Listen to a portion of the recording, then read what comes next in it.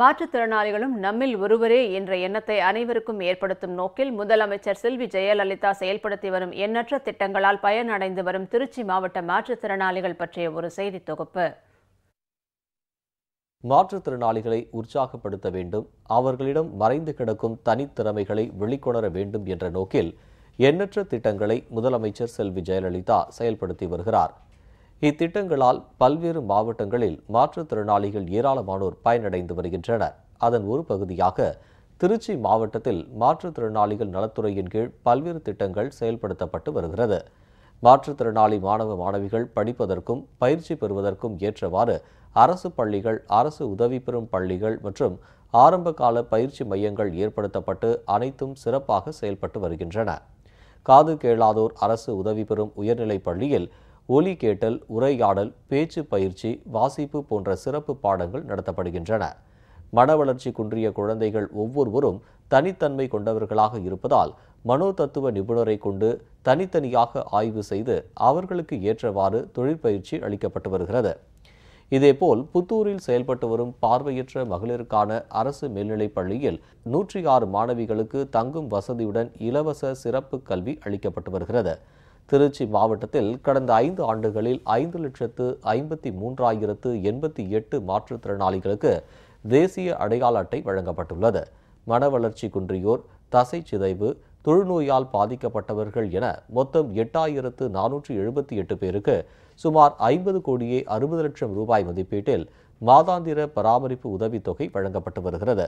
மாற்றுத்திறனாளி மாணவர்களின் கல்வி உதவித்தொகை வழங்கும் திட்டத்தின் கீழ் 4,911 பேருக்கு சுமார் 1 கோடியே 42 லட்சம் ரூபாய் உதவித்தொகை வழங்கப்பட்டுள்ளது. மேலும் 150 பார்வையற்ற மாணவ மாணவிகளுக்கு வாசிப்பாளர் உதவித்தொகையாக 7,09,000 ரூபாயும், திருமண நிதி உதவியாக 84,75,000 ரூபாயும், 4 கிராம் தங்கமும் வழங்கப்பட்டுள்ளது. மாற்றுத்திறனாளிகள் சுயவேலை வாய்ப்பை ஏற்படுத்திக் கொள்ளும் வகையில் சிறு மற்றும் குறுந்தொழில் வங்கிக் கடன் மானியம் வழங்கும் திட்டத்தின் கீழ் 268 பேருக்கு 18,60,000 ரூபாய் வங்கிக் கடன் மானியம் வழங்கப்பட்டுள்ளது. மேலும் பேருந்து பயண அட்டை, விலையில்லா மின் மோட்டார் பொருத்தப்பட்ட 4 சக்கர வாகனம் உள்ளிட்ட பல்வேறு நலத்திட்டங்கள் வழங்கப்பட்டு வருகின்றன.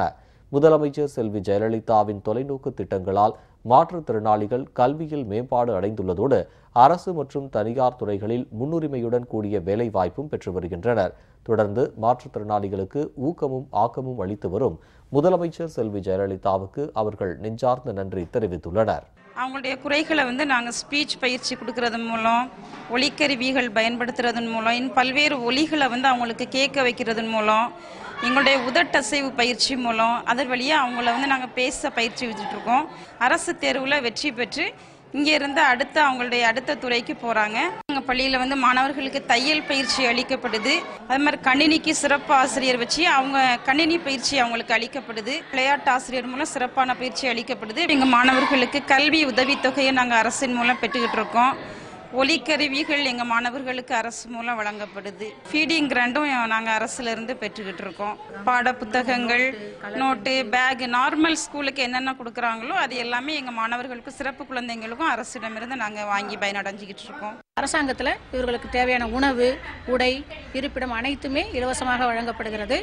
ஒரு பிள்ளைக்கு மாதம் 650 ரூபாய் வீதம் உணவுக்காக செலவிடப்படுகிறது. சோப்பு, எண்ணெய் இவற்றை வாங்குவதற்காக 30 ரூபாய் செலவிடப்படுகிறது.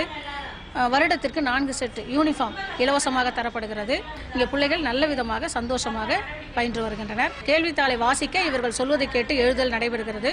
ஒரு தாளுக்கு ரூபாய் 300 வீதம் அரசாங்கத்தால் வழங்கப்படுகிறது. மாணவிகளுக்கு வாசிப்பாளர் தொகை ஒரு மாதத்திற்கு 300 ரூபாய் வீதம் 10 மாதங்களுக்கு ரூபாய் 3000 வழங்கப்படுகிறது.